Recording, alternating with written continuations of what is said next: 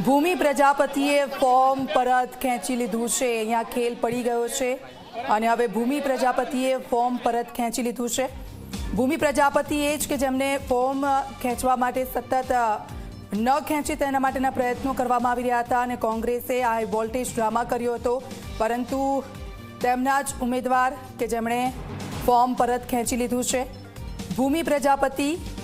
કે જેમને અંદર લઈ જવામાં આવ્યા, પહેલાં તો લિફ્ટમાં ફસાઈ ગયા હતા તેઓ,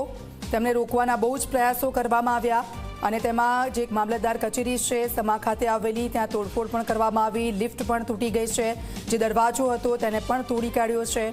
અને પોલીસ સતત ભૂમિ પ્રજાપતિને જ્યારે ઉપર લઈ જઈ રહી હતી ત્યારે સતત તેમને રોકવાના પ્રયાસો થઈ રહ્યા હતા અને એ દરમિયાનના આ દ્રશ્યો મેં વડોદરાના આપને બતાવી રહ્યા છે। આજ તો તમામ લોકોની અટકાયત કરી લેવામાં આવી છે, તેમને પોલીસ સ્ટેશન ખાતે લઈ જવામાં આવ્યા છે